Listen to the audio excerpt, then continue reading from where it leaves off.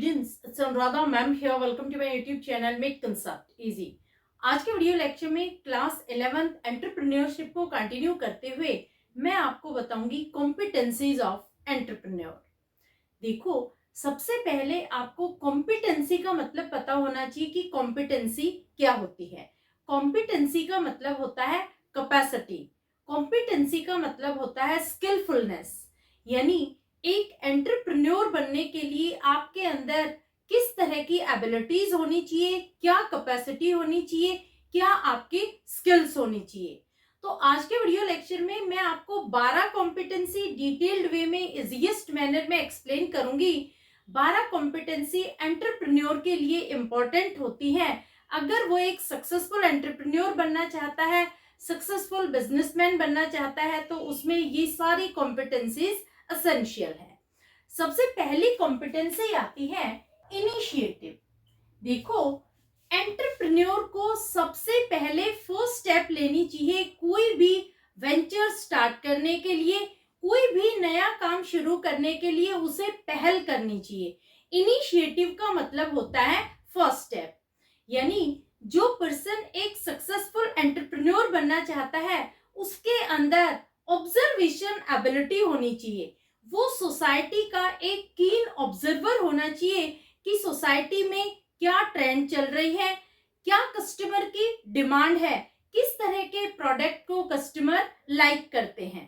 तो proper observation के बाद उसे एंटरप्रेन्योरियल वेंचर स्टार्ट करना चाहिए। समझ में आया? इनिशिएटिव ये फंडामेंटल कॉम्पिटेंसी है एंटरप्रेन्योरियल वेंचर की, जो एक एंटरप्रेन्योर में होनी एसेंशियल है। क्लियर?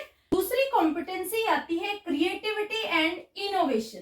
देखो, क्रिएटिविटी और इनोवेशन ये बहुत इंपॉर्टेंट है एंटरप्रेन्योर के लिए। एंटरप्रेन्योर का मतलब ही होता है कि ऐसा पर्सन जिसके अंदर यूनिकनेस है, जिसके अंदर क्रिएटिविटी है, नोवेल्टी है, जो नए आइडियाज एक्सप्लोर करता है, नया प्रोडक्ट डेवलप करता है, नया मार्केट ढूंढता है प्रोडक्ट को बेचने के लिए, नई प्रोडक्शन टेक्निक वो इवॉल्व करता है, वो होता है एंटरप्रेन्योर। तो एंटरप्रेन्योर बनने के लिए ये बहुत इंपॉर्टेंट कॉम्पिटेंसी है कि आपके अंदर क्रिएटिविटी होनी चाहिए, नोवेल्टी होनी चाहिए, यूनिकनेस होनी चाहिए। आप नई से नई चीज एक्सप्लोर करें, नए मार्केट को एक्सप्लोर करें, नए आइडियाज को एक्सप्लोर करें। अगर आप नए आइडियाज एक्सप्लोर नहीं कर रहे हैं तो पुराने आइडिया को आप नए तरीके से भी मॉडिफाई कर सकते हैं। जैसे सपोज आप चिप्स बेचते हैं, तो चिप्स बेचने के लिए उसकी अट्रैक्टिव पैकिंग आप यूज कर सकते हैं ताकि ज्यादा से ज्यादा कस्टमर अट्रैक्ट हो आपके प्रोडक्ट को परचेज करने के लिए। तो जो एंटरप्रेन्योर होता है उसके अंदर ये बहुत इंपॉर्टेंट स्किल है कि वो क्रिएटिव होना चाहिए, इनोवेटिव होना चाहिए, उसके अंदर यूनिकनेस होनी चाहिए। क्लियर? थर्ड कॉम्पिटेंसी आती है risk taking and risk management. देखो, एंटरप्रेन्योर के अंदर रिस्क टेकिंग एबिलिटीज होनी चाहिए और उस रिस्क को मैनेज करने के लिए भी उसके अंदर कैपेसिटी होनी चाहिए। जब एंटरप्रेन्योर कोई भी नया काम शुरू करता है, कोई नया आइडिया डेवलप करता है, इसका मतलब वो अनसर्टेनिटी के पाथ में एंटर कर रहा है। तो यहाँ पर बहुत सारे एलिमेंट्स हैं जो अनसर्टेनिटी से जुड़े हैं, जिसके बारे में एंटरप्रेन्योर को नॉलेज होनी चाहिए। जैसे जो नया प्रोडक्ट या सर्विस वो लॉन्च कर रहा है उसकी मार्केट में क्या डिमांड है, क्या उसका प्रोडक्ट मार्केट में कस्टमर एक्सेप्ट करेगा, कहां से वो सप्लाई पूरी करेगा प्रोडक्ट की, किस तरह से वो रिसोर्सेस को अरेंज करेगा, कैसे वो मनी अरेंज करेगा, कहां से वो मैन पावर और मशीन को ऑर्गेनाइज करेगा।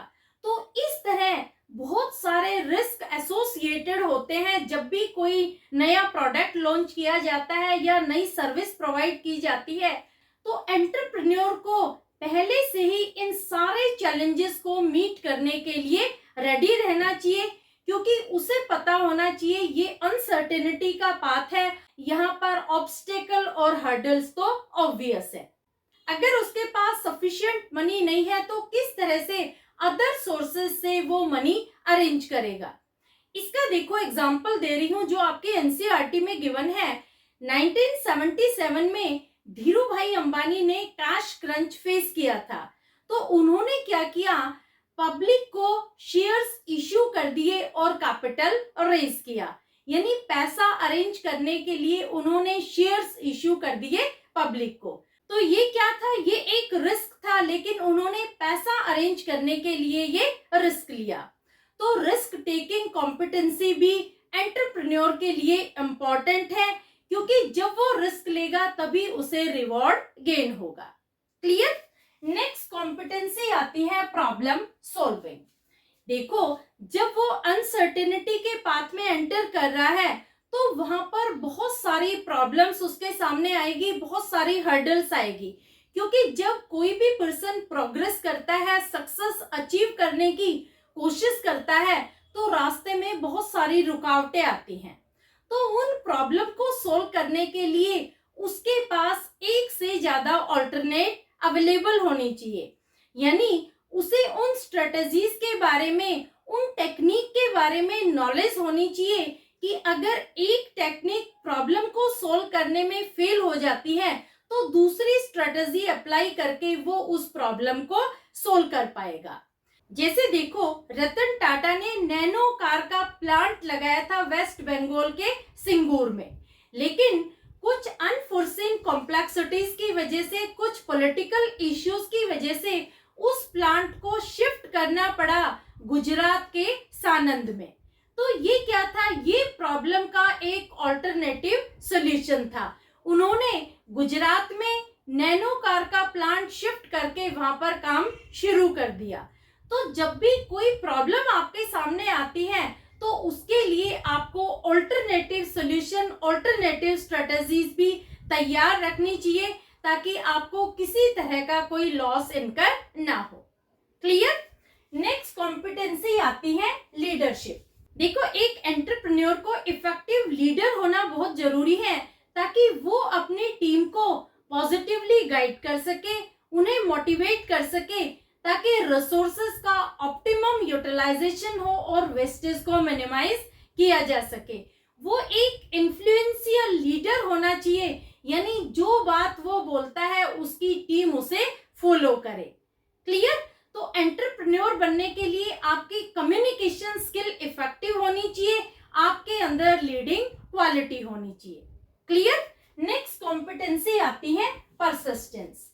देखो, परसिस्टेंस का मतलब क्या हुआ कि जब आप कोई भी काम शुरू करते हैं तो उस काम के लिए आप फुली डिटरमाइंड होने चाहिए, आप कंटिन्यूटी में एफर्ट्स करते रहें, इजीली आप हार ना माने, आप लगातार एफर्ट्स करते रहें, तभी आपको सक्सेस अचीव होगा।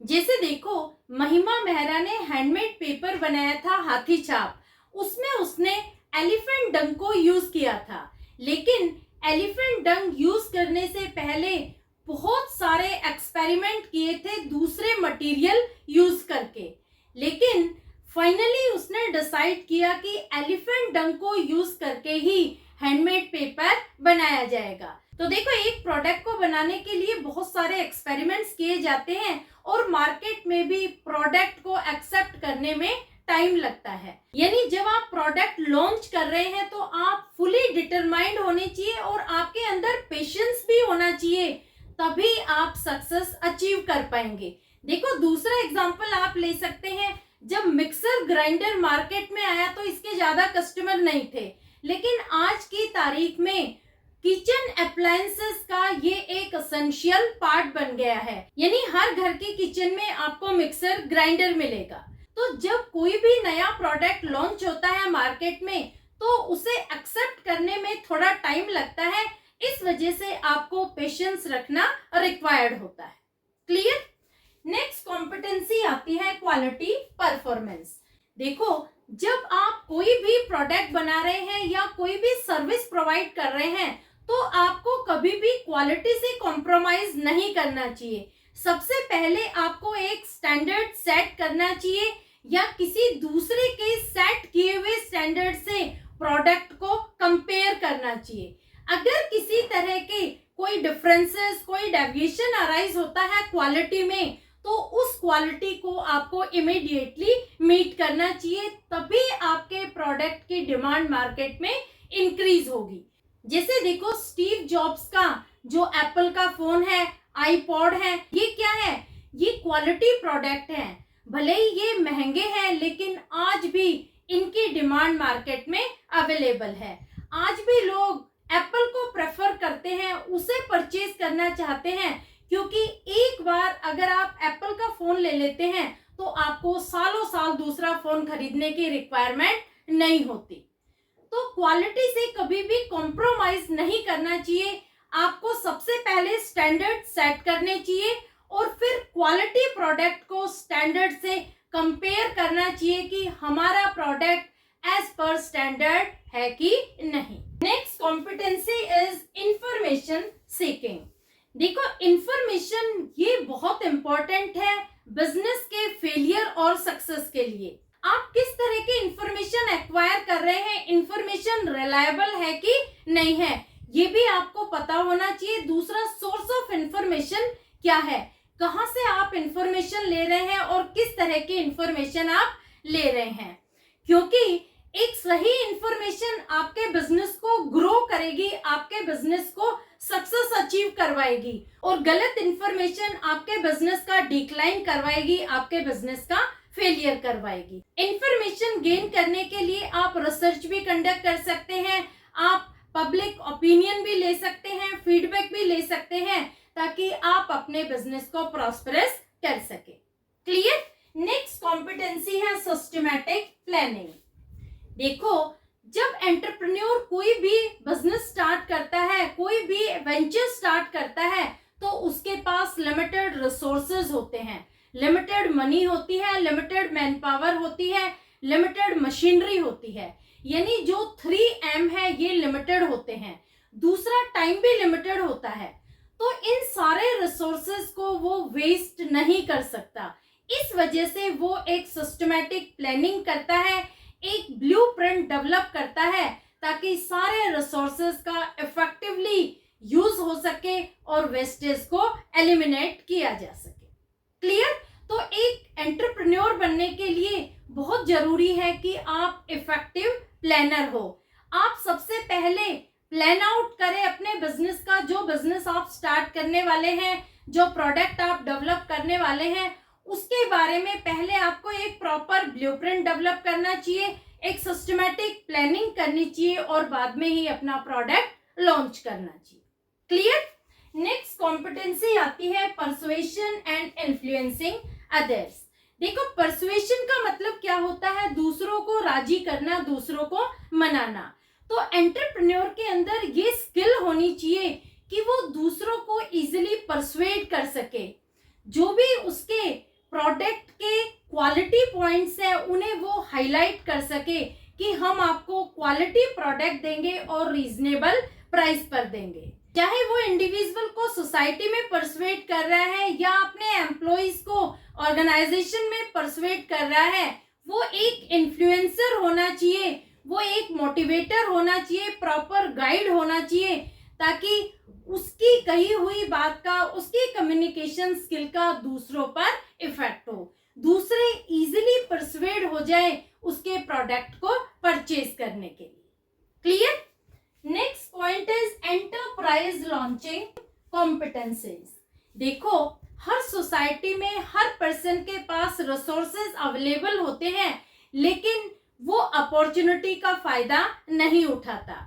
यानी सोसाइटी में जितने भी लोग हैं, हर इंसान के पास रिसोर्सेज तो अवेलेबल हैं, लेकिन वो उनका बेस्ट यूज नहीं कर पाते, इफेक्टिव यूटिलाइजेशन नहीं कर पाते। तो जब उन्हें पता ही नहीं कि किस तरह से हमें रिसोर्सेज यूज करने हैं, तो वो अपने एंटरप्राइज को, अपने बिजनेस को लॉन्च नहीं कर पाएंगे। जैसे देखो, आज भी हमारे समाज में जो मनी अर्निंग प्रोसेस है, वो या तो जॉब है या फिर दुकान खोलकर हम पैसा कमाते हैं। यही दो तरीके हैं लोगों के पैसा कमाने के, या तो वो नौकरी करेंगे या फिर वो अपनी दुकान खोल लेंगे। अगर उनके पास रिसोर्सेज अवेलेबल हैं, फिर भी वो उन रिसोर्सेज का यूज नहीं करते। जैसे देखो, आपके घर में 5-6 गाड़ियां हैं, वो सारी गाड़ियां ऐसे ही खड़ी रहती हैं। तो अगर आप उन गाड़ियों को ट्रांसपोर्ट में लगा देते हैं तो आपको एक अच्छी अर्निंग मिलेगी। इसी तरह से अगर आपके पास कोई प्लॉट खाली पड़ा है, ऐसे ही बिल्कुल वो खाली पड़ा है, उसका कोई यूज नहीं है, अगर आप वहां पर पार्किंग बना देते हैं तो वो भी आपका सोर्स ऑफ मनी बन जाएगा। तो ये भी एक बहुत इंपॉर्टेंट पॉइंट है कि जब हम एंटरप्राइज लॉन्च करते हैं तो किस तरह से अपने रिसोर्सेज का इफेक्टिव यूटिलाइजेशन करते हैं। तो एंटरप्रेन्योर के अंदर ये स्किल होनी चाहिए, ये कैपेसिटी होनी चाहिए कि वो एंटरप्राइज को लॉन्च कर सके। और लास्ट पॉइंट आता है एंटरप्राइज मैनेजमेंट कॉम्पिटेंसी। देखो, एंटरप्रेन्योर को बिजनेस को मैनेज करना आना चाहिए, एंटरप्राइज को मैनेज करना आना चाहिए, क्योंकि एंटरप्राइज में बहुत सारे डिपार्टमेंट होते हैं। फाइनेंस डिपार्टमेंट है, प्रोडक्शन डिपार्टमेंट है, एचआर डिपार्टमेंट है, सेल्स डिपार्टमेंट, परचेज डिपार्टमेंट, बहुत सारे डिपार्टमेंट होते हैं। तो एंटरप्रेन्योर के अंदर ये स्किल होनी चाहिए, ये एबिलिटी होनी चाहिए कि वो हर डिपार्टमेंट को प्रॉपरली ऑर्गेनाइज कर सके, प्रॉपरली मैनेज कर सके। अगर वो खुद ऑर्गेनाइज नहीं कर पाता है तो उसे एक मैनेजर अपॉइंट करना चाहिए। क्लियर? तो मैनेजमेंट ऑफ ऑर्गेनाइजेशन ये भी एक इम्पॉर्टेंट कॉम्पिटेंसी है, तभी आप एक सक्सेसफुल बिजनेसमैन बन सकते हैं। क्लियर?